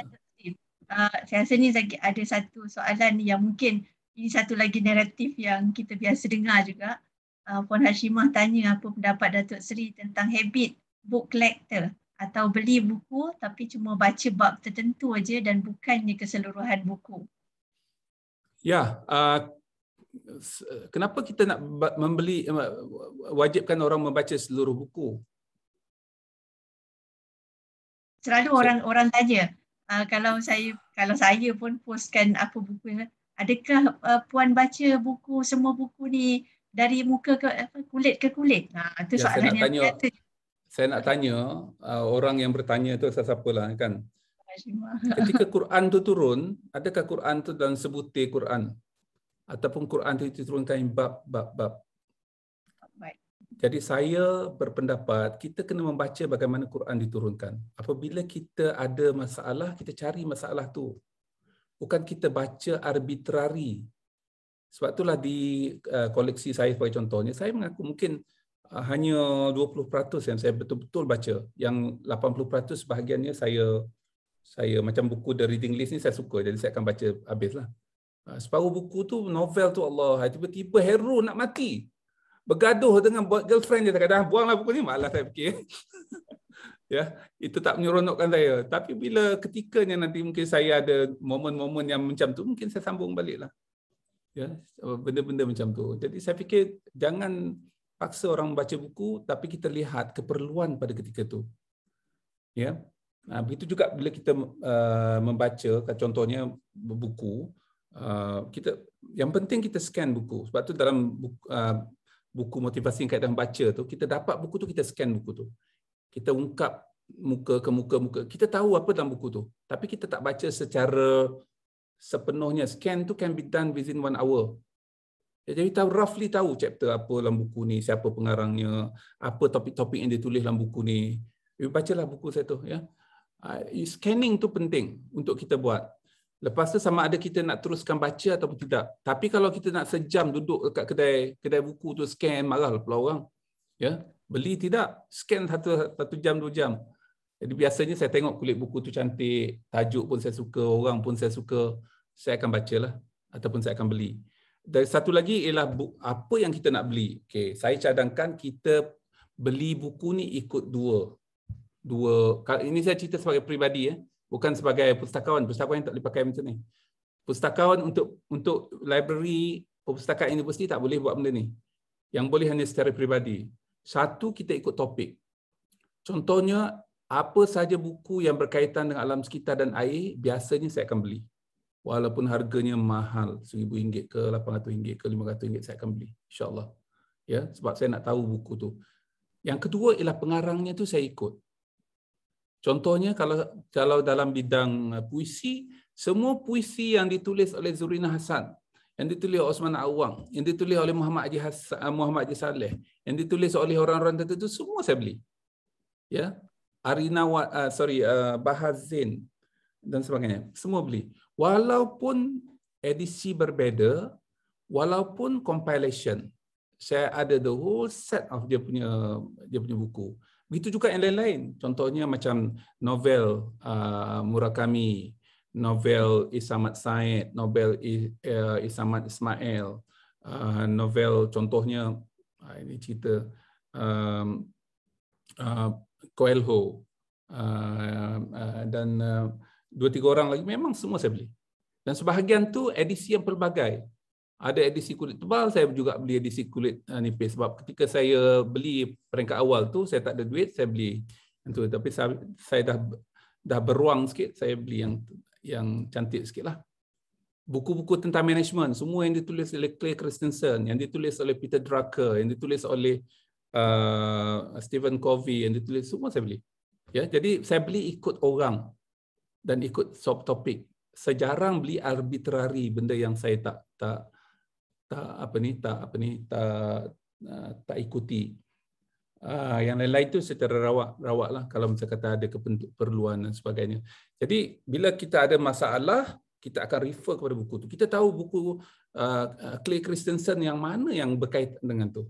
Sebab kita dah baca buku dia, kita dah scan buku orang lain, kita dapati dia lebih baik dari segi hujah, dari segi penulisan. Wallahualam. Ya, ada satu soalan lagi, Datuk. Okay, daripada Puan Siti Sumaizan. Okay. Puan Siti Sumaizan bertanyakan tentang berkaitan dengan COVID ni. Macam mana dengan kita punya peranan kepimpinan Ketua Pusakawan pada masa pandemik COVID dan masa akan datang? Apa masalah dia? Masalahnya orang tak datang pustakaan? Fizikal. Fizikal tak datang lah, tapi digital dia masih berfungsi kan? Masih. Ya. Saya fikir tak lama ni, dalam masa sebulan lagi, bila dah ada vaksinasi yang menyeluruh tu, kita boleh bekerja seperti biasalah. Ya, universiti pun nak buka balik. Saya fikir akan jadi macam biasa. Cuma di sini pentingnya, perpustakaan ni jadi tempat meeting point of the best mind, of the best people. Itu naratif yang kita nak. Kalau orang nak dating kat perpustakaan, bagus. Daripada dia dating tempat-tempat yang lain, kat perpustakaan tu sekurang-kurangnya dia kena baca buku. Kan? Sekurang-kurangnya dia kelilingi oleh bahan-bahan ilmu. Jadi jangan pula kata, tak boleh dating di sini. Ya, baguslah dating perpustakaan. Kalaulah saya nak cerita kat orang, saya jumpa isteri saya di perpustakaan. Bagus. Jangan saya jumpa isteri saya di stesen bas. Saya jumpa isteri saya masa saya tengah melepak kat itu. Kan lain bunyinya tu. Jadi kita nak perpustakaan ni tempat orang dating, tempat orang berfikir benda-benda yang besar, terhimbau dengan kerusi-kerusi orang tertentu, datang untuk memberi sumbangan dana endowment. Aktiviti itu harus diperbanyakkan. Aktiviti macam ni lah. Saya ingatkan yang event kita ni tadi, pustakawan untuk semua orang, jadi saya prepare material tu. Rupanya untuk pustakawan aja. Tak jadilah. Naratif saya tu tak jadi. Kalau ada pengguna, dia tak boleh nak pustakawan dengan seorang yang sangat addicted dengan membaca. Jadi kalau ni orang yang nak plan dia, sebagai orang yang nak plan kan. Ya. Okay, letaknya ada satu soalan lagi daripada Puan Siti Salwa dari UTM. Apa cadangan Datuk Seri untuk langkah awal dampingi pembaca yang berkesan di universiti dalam era digital ini? Buat event. Peringkat awal tu kita adakan event. Contohnya macam tadilah, sebuah buku baru telah terbit. Contohnya, not necessarily novel. Contohnya ialah buku, assuming satu buku. Dan kita minta siapa yang nak buat review buku ni. Macam tu. Jadi secara tak langsung, separuh orang tu dia tak nak baca, dia nak dengar. Tak apalah, sekurang-kurangnya dia boleh dengar cerita tentang buku. Dia daripada dia dengar gosip-gosip, dengar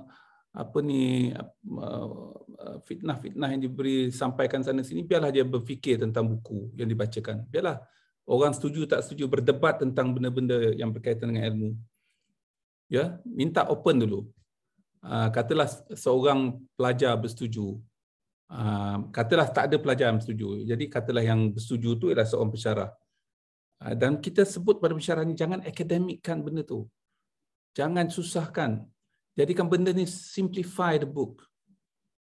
Seorang yang nak membaca ni, kita kena ingat bahawa apabila kita bercerita tentang buku tu, kita mesti simplify buku tu. Cari mana faktor-faktor menarik. And saya yakin lepas ni ramai akan cari buku The Reading List ni. Betul tak? Sebab saya cerita tentang Kerjaya you. Sebab tu saya pick up buku tu, saya cari Kerjaya. Ya, sebab tu itu kemahiran yang diperlukan oleh seorang pembicara buku. Dia kaitkan dengan siapa yang dia bercakap. Supaya orang tu ada rasa bahawa saya kena baca buku ni. Dan itu yang penting, rather than saya cerita, plot cerita ni ataupun naratif cerita ni ada beberapa kesalahan yang so what? Ada sesiapa dapat manfaat kalau saya cerita macam tu? Berbanding dengan saya mengajak orang membaca, mungkin lebih banyak manfaat macam tu. Ya. Okay. Jadi kalau kita tengok ada yang nak tanya. Assalamualaikum Datuk Seri, saya Norishkin daripada UTM. Ya. Saya setujulah dengan pandangan Datuk tadi kan. Kalau kita lihat perpustakaan di luar negara memang very conducive dan sebagainya, dan tempat di mana people meet dan sebagainya untuk aktiviti dan sebagainya. Tetapi bila kita lihat di academic library di Malaysia, apabila kita mohon peruntukan, itu saya sebutkan untuk you, peruntukan tak dapat. Untuk bukan maksudnya untuk menyediakan perpustakaan environment perpustakaan lebih kondusif, selesa untuk pengguna, itu adalah the least priority yang dilihat oleh pihak pengurusan kan, sebab macam dikatakan macam membazir kan. Sedangkan kalau kita tengok mana-mana university library, contohnya Purdue University, Neil Armstrong berada di situ, dia akan tunjuk patung Neil Armstrong kat situ. Jadi kita tahu maksudnya message yang disampaikan. Tapi kalau di Malaysia ni kan, di mana-mana academic library, itu adalah list priority yang diberikan kepada perpustakaan lah, atas alasan menggunakan peruntukan yang banyak dan sebagainya. So what is a strategic way yang kita boleh gunakan supaya kita dapat mencantikkan ataupun memastikan perpustakaan ini selesa dengan Okey, di luar negeri lagi kompetitif sebab setahu saya sebahagian besar library di ataupun universiti di you're talking about America, American universities, they are the so-called private library, private universities. Walaupun dia kata universiti awam atau state university, universiti itu dimiliki oleh state berkenaan, katalah Michigan State University. Dia adalah state university, perkataan state ada kat situ. Apa yang diberikan oleh kerajaan Michigan hanyalah matching grant untuk yuran pelajar masuk daripada Michigan. Itu je yang bagi. Dia bukan bagi peruntukan macam kita ni, pembangunan apa semua, tak ada. Contohnya macam pelajar di Michigan tu, assuming dia punya yuran $30,000 setahun, kerajaan Michigan bayar $25,000. $5,000 lagi tu pelajar kena carilah, sama ada melalui tabung endowment ke ataupun melalui duit sendiri. Ya. And the $25,000 tu hanya pelajar yang ibu bapanya resides in Michigan. And orang datang daripada tempat lain tak boleh dapat duit $25,000 tu. So itulah sumbangan kerajaan negeri, sebab kerajaan federal tak bagi duit apa pun kepada universiti, sehinggakan universiti itu digelar sebagai state university. Itu saja duitnya. Ya. Dan universiti yang paling tinggi di Amerika dapat sumbangan daripada kerajaan negeri ialah University of Michigan, bukan Michigan, ia state university, Michigan University di Ann Arbor. Kebetulan anak saya belajar kat situ. Kebetulan Muhammad Haji Saleh pun belajar kat situ. Datuk Dr. Salih Jaafar, Profesor Salih Jaafar UPM yang pernah jadi Timbalan Ketua Pengarah Jabatan Pendidikan Tinggi pun belajar di situ. Jadi saya agak tahu sikit lah pasal universiti itu, ramai kawan-kawan saya kat situ. So itulah universiti yang paling tinggi sekali dapat pendanaan daripada kerajaan negeri, iaitu sebanyak 28% daripada pembiayaan, daripada keperluan revenue tahunan mereka. 28% ya, bukan 48%. 28%. Cara pembiayaannya ialah student daripada State of Michigan belajar di situ. Kerajaan negeri bayar hanya $25,000. Di University of Michigan tu yurannya $45,000. Jadi student kena bayar lagi $20,000. Jadi saya nak tunjukkan betapa kompetitifnya nak dapat duit. So apa yang mereka buat, itu yang mereka buat endowment. Di library mereka tu penuh dengan endowment. Kursi tu pun ada orang taja. Ya, sudut ada orang taja. Kalau kita pergi ke universiti-universiti yang terkenal yang saya biasa pergi tu, tak ada benda yang tak bertaja. Yang tak bertaja mungkin store dengan bilik air je. Yang lain tu semua ada nama. Chrysler meeting room, Gates Hall dan sebagainya. Makna nak dapat nama tu dia kena bayar endowment, katalah 50 juta USD, dan duit itu yang digunakan untuk menaja universiti. Saya dah cerita tentang endowment ni dah lama dah. Orang UTM yang perlu tahulah benda ni sebab saya dah jerit-jerit cakap. Walaupun saya bukan Chancellor UTM, saya masih lagi cerita benda yang sama. Satu-satunya komiti yang saya involved di UTM daripada dulu sampai sekarang ialah jawatankuasa endowment universiti. Ya, saya tak jawatan pun untuk jawatankuasa tu. Dan sebab itulah ada progres lah, tak banyak lah setiap tahun, tapi sekurang-kurangnya dapatlah 10 juta, 15 juta setiap tahun. Dan ini adalah rahsia kejayaan universiti-universiti lain tu. Kalaulah endowment tu dapat kepada perpustakaan sendiri, jabatan tak boleh guna.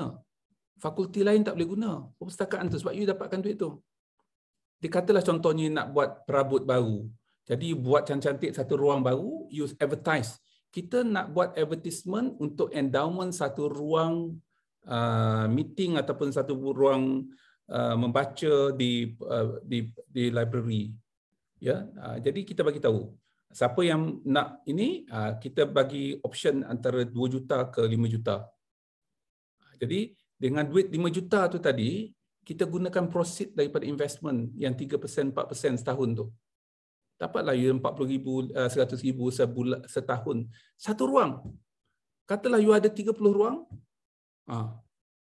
Jadi kita namakanlah. Ini kalau tak ada nama syarikat, kita namakan individu. Sebab ramai orang boleh bayar sebenarnya. Kalaulah you structure betul-betul dari segi pendanaan. Sebab orang macam kita ni bayar sama ada you sedar atau tidak, kita dibenarkan untuk memberi sumbangan 7% daripada pendapatan aggregate kita. Kalau pendapatan kita 100,000 contoh, kita boleh bagi orang 7,000 setahun. Sama ada nak bagi zakat ke, wakaf ke, whatever. Katalah kita bagi zakat, wakaf dan sebagainya, 5,000 tu bagi pada universiti. Bagi tahu universiti tu, saya buat benda ni selama 20 tahun. 5 kali 20, 5,000 kali 20, berapa? 100,000 kan? Dapat 100,000. Itu seorang. Itu yang bagi 5,000, yang nak bagi 50,000. Sebab itu gaji yang biasa di universiti 100,000, yang kalau siapa yang pendapatan mereka dalam 8,000, 7,000 tu lebih kurang 100,000 pendapatan mereka. Pendapatan aggregate. So ini cara kita untuk dapatkan dana tu. Janganlah pergi jauh-jauh dulu, dapat di kalangan kita dulu. Yang selama ni kita bayar pada income tax, kita boleh bayar kepada endowment university. So secara tak langsung, perpustakaan kita banyak duit. Nak buat perkara ni tak ada isu. Tak payah minta daripada pengurusan universiti sebab kita dah ada duit. Ataupun buat event, buat projek. Contoh projek buku yang saya sebutkan tadi. Kena study lah benda tu. Saya selalu sebut benda ni. Kalau you boleh tangkap seorang penulis, dia boleh bagi you katalah 2 buku dia, and dia boleh bagi 200,000. Bukan you nak buat perpustakaan baru, you nak mencantikkan perpustakaan yang ada. Untuk galakkan dia untuk tu, kata satu nama ni, ruang ni nama bapa dia, satu lagi ni nama ibu dia. Baru dia sentimental value sikit. Bayangkan nama ruang tu ialah Aisyah. Itu sebab nama mak dia Aisyah. Dia pun teringat, mak dia disebut-sebut orang hari-hari dan sebagainya. Itu cara kita untuk dapatkan dana tu. Ya, jangan duduk tanya minta aja. Kita carikan dana tu. Ya Datuk. Untuk makluman, perpustakaan kita di KL mendapat penjanaan daripada MAWIP, so penajaman perabot dan sebagainya, dan juga kita juga telah mengaktifkan endowment melalui bagi pembelian buku perpustakaan lah untuk menampung peruntukan yang sedia ada lah. Ya, endowment ni ada 2 ya. Satu ialah duit capital kita tak pegang, iaitu yang kita nak. Maknanya duit tu sentiasa ada daripada hasil penjanaan pelaburan. Di Amerika tu pelaburan tu. Dia duit pokok tu yang dibanyakkan, bukannya duit yang guna habis ni. Guna habis ni less priority lah pada dia orang, sebab tu dia nakkan jumlah yang besar. Tapi bukan jumlah yang besar tu sekali bagi. Kadang-kadang tu 10 tahun. 20 tahun. Ya, bagi. Secara berterusan. Katalah sekarang seorang tu yang berpendapat profesor gaji dia katalah 20,000. Dia punya pendapatan aggregate tu minimum 250,000. Dia boleh bagi, kalaulah 7% daripada 200,000, assuming 200,000, 14,000 setahun. Kalaulah dia masih bekerja kat universiti tu 10 tahun lagi, katalah dia boleh bagi 10,000 aja, 4,000 tu dia bagi siapa-siapa. Ya, dia boleh bagi 10,000 setahun selama 10 tahun. Jadi duit ni yang kita nak, kalau seorang dapat sikit lah. Tapi kalau ramai, itu duit terus daripada poket. Jadi kita sebagai pustakawan kita kena tahulah macam mana nak packagekan benda tu. Duit projek lain, duit projek yang macam saya sebutkan tadi. Tapi apa yang kita tak nak ialah duit pakai habis. Duit masuk kita gunakan sepenuhnya. Itu tak bagi saya kurang priority lah, sebab duit tu akan tak ada nanti. Kita mesti jadikan endowment macam mana wakaf lah. Duit pokok tu tak hilang. Yang kita gunakan hanya duit pelaburan, hasil pelaburan sahaja. Itu idea yang perlu kita fahami. Sebab tu you pergi ke universiti-universiti yang terkenal tu, dia punya perpustakaan tu sangat cantik. Kadang-kadang kursi tu, ditaja ni kursi ni. Harga kursi ni ialah 30,000 USD. Ada seorang taja. Letaklah nama je kursi tu. Ya. Something like that. Sampai ke tahap itulah. Saya ingat dulu sebelum kami keluar daripada universiti dulu, masa saya belajar di England, di Amerika dulu, dia tanya, ada borang, siapa nak taja apa? Ramailah kawan-kawan saya menaja, ada tu ikut kelas of 2010 contohnya. Satu kelas kita bagi seorang $1,000, $1,000. $1,000 kali 100. Ya. Strategi IBG kat sekolah buat macam tu kan. Satu kursi batu, tajaan satu bench macam tu kan. Dekat perpustakaan kena buat style yang sama jugalah. Ya, tapi meriahkanlah benda tu. Jangan orang tak suka datang minta duit tau. Ada ucapan saya masa saya itu bagi you carilah dalam Facebook saya tu ada satu video saya. Saya cerita tentang endowment. Ini profesor daripada Amerika yang sangat terkenal lah, cerita kat saya, if you ask money, you will get good advice. If you ask advice, you will get money and probably advice. Macam tu. So cara nak mohon tu pun kena ada teknik dia dah. Kena melalui kawan, melalui apa kan. Jangan bukan terus jumpa dia je. Adalah caranya. Okey? Habis sangatlah. Okey. Saya rasa ada soalan lagi yang dekat dalam chat tak ada, tapi kalau ada yang nak bertanya lagi, yang nak bertanya terus ada ke? Okay, 1, 2, 3. Okey, kalau tak ada apa-apa soalan lagi, saya sebenarnya ada satu lagi last, kalau masih boleh urus dia. Okey, macam tadi Datuk sebut ada orang mungkin dia tak nak baca tapi dia nak dengar, jadi memang kita buatkan secara ulasan buku lah. Dan kalau ikut kata Datuk Bahazin pun, negara yang tak ada mengulas buku dan sebagainya ni adalah negara yang tidak membaca. Itulah. Tapi dalam keadaan bila dah pandemik ni, banyak kelas-kelas juga dan banyak juga ulasan-ulasan buku, kitab-kitab turah terutamanya Datuk, yang dibuat secara online. Dan kalau dalam culture budaya dulu-dulu zaman kegemilangan Islam dulu, memang bila kegiatan syarahkan buku secara lepas solat isyak misalnya dekat masjid-masjid, perpustakaan-perpustakaan masjid misalnya, dan selepas itu dia akan dituliskan lagi oleh yang dipanggil kutab, orang-orang yang menulis ni, dan dia akan keluar jadi satu buku yang mungkin syarah kitab sekian, dia akan jadi lebih menggembar-gemborkan lagi budaya menerbitkan buku yang baru hasil daripada syarah buku yang lama. Jadi macam sekarang banyak masjid-masjid yang buat juga sesi-sesi macam tu, perpustakaan pun buat, tapi dia tak jadi tumbuh dan tak lahir buku-buku yang baru daripada hasil perbincangan yang dibuat secara online tu. Jadi apa pandangan Datuk tentang ya, sebab orang kita kalaulah tradisi ni, dia datang, dia dah lah tak bawa pen, tak bawa kitab, dia duduk bersandar dekat dinding tu, dekat tiang masjid. Memang sampai bila lah macam tu. Okey, sejarahnya macam ni. Sebelum, kalau kita tengok buku yang saya sebutkan tadi, benda tu lebih kurang dalam 800 tahun yang lalu. Baru ada kitab ni. Sebelum, baru ada tulisan ni. Sebelum tu ada juga ditulis. Penulis biasanya tidak menulis. Pandangan saya, ulama-ulama seperti Bukhari, Muslim, malah Syafi'i pun, dia tak menulis. Dia bersyarah. Kemudian syarahan dia tu, sebab dia ingat semua, hadis dan sebagainya syarah, orang lain tulis. Sebab itulah kalau kita tengok kajian yang dibuat tentang manuskrip lama tu tak sama. Sesuatu kitab yang kita sebut tu, katalah kitab Riyadhus Salihin tu tak sama. Orang ni punya version lain, orang ni punya version lain. Sebab apa? Masa dia mendengar tu dia tulis tempat lain. Katalah imam tu ada di Baghdad. Kemudian tu imam tu berpindah ke tempat lain, dia pun bagi syarah, tapi orang yang menulis tu tak tulis sepenuhnya apa yang dia tulis tu. Ataupun imam yang menceritakan tentang the so-called matan ilmu tu tak menyertakan perkara tersebut. Ini kalau kita tengok Aqaid apa tu yang buku Aqaid yang Profesor Naqib Alatas ataupun buku Profesor Zaini Osman tulis tentang Ar-Raniri itu sebagai komen tentang Ar-Raniri itu, dia ada dua teks. Satu teks yang pasti daripada student yang dengar. Teks tu lebih cantik daripada teks yang satu lagi. Maknanya teks tu mungkin disalin oleh orang lain. Ya, sebab masa tu kertas bukan ada cetak macam kita ni, dia tulis satu-satu.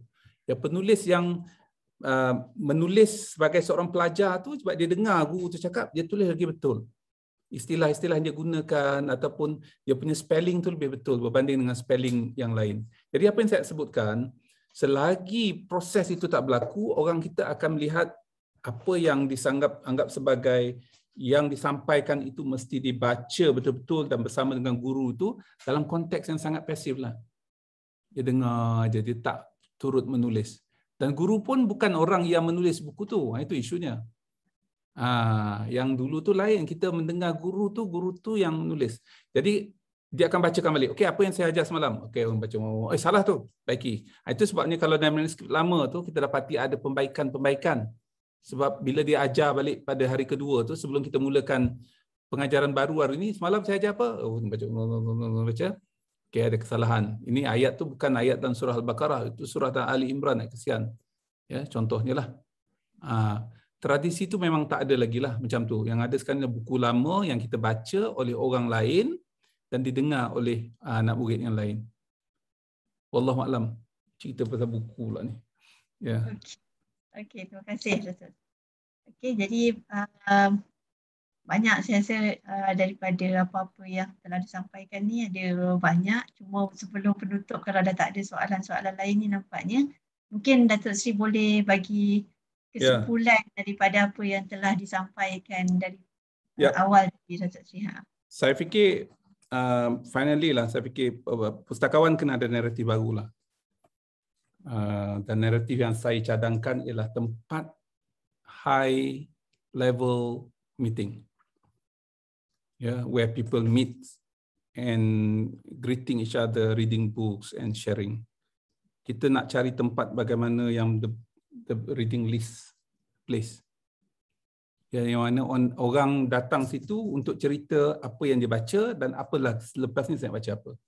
Dan dia berterusan lah. Dan kalau boleh, perpustakaan universiti ini jangan hanya untuk pelajar. Benarkan juga kepada subscribers, kepada alumni. Ya. Sebab saya dapat, dari masa ke semasa, saya dapat messages daripada library tempat saya belajar dulu. Dia bagi tahu apa event yang berlaku kat sana dan sebagainya. Wallahualam shawab. Muka librarian semua ceria. Jangan minta duit aja. Show that you can also generate money. Okay?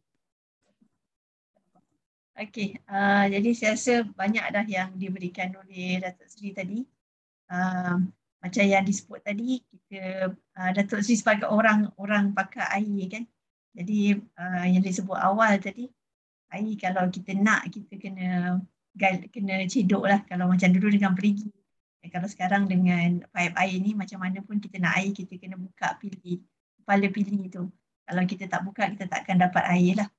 Okay, jadi mungkin apa yang Datuk Seri sebutkan tadi dapat kita tanamkan dalam pemikiran kita, sebab kita kena soal balik diri kita juga sebagai pustakawan. Dan sekarang ni kalau yang dah jadi ketua pustakawan ataupun yang bakal jadi ketua pustakawan, apa sebenarnya yang kita nak sebagai seorang pemimpin kepada perpustakaan? Kita nak apa sebenarnya? Soal balik yang tadi pun yang pagi tadi pun macam tu juga.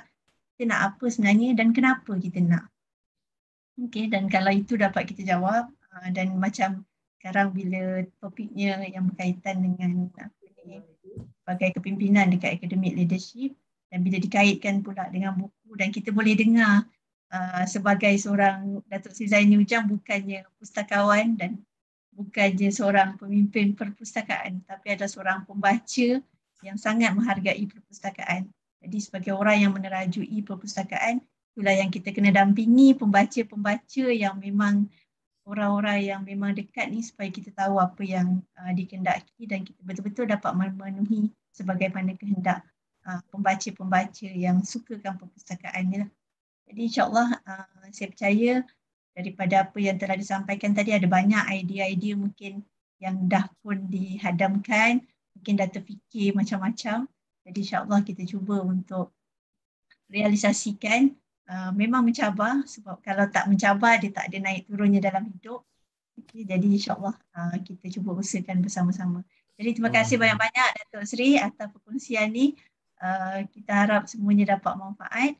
Jadi saya serahkan semula kepada pengerusi majlis, Encik Syahrul. Silakan Encik Syahrul. Terima kasih Tuan Bila. Dan pihak kami mengucapkan terima kasih kepada Yang Berbahagia Datuk Seri Senior Zaini bin Ujang di atas perkongsian ilmu sebentar tadi. Dan pihak majlis juga mengucapkan terima kasih kepada Puan Moderator Puan Azam Timumin atas dengan jayanya mengendalikan sesi sehingga tengah hari ini. Okay. So para hadirin yang dihormati, sekali lagi bagi memeriahkan dan meraihkan majlis sebagai tanda kenang-kenangan, pihak kami memohon semua mengaktifkan kamera masing-masing untuk sesi bergambar pagi sesi ini. Okey, boleh bersedia semua? Datuk Seri dah keluar ke? Hilang.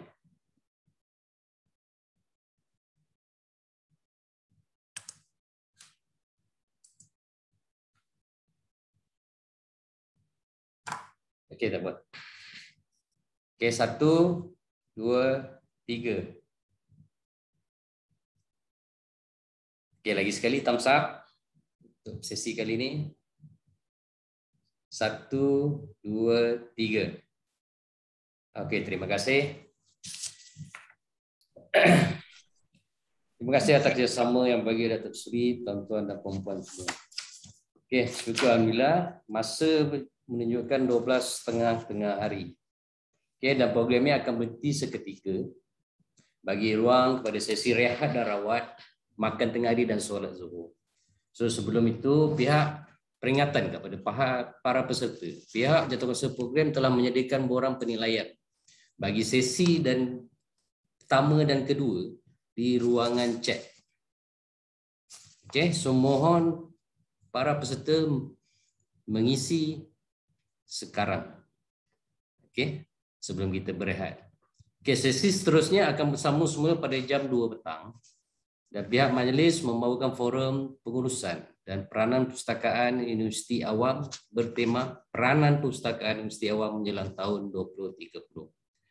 Majlis berehat seketika dan kembali selepas ini. Sekian, terima kasih.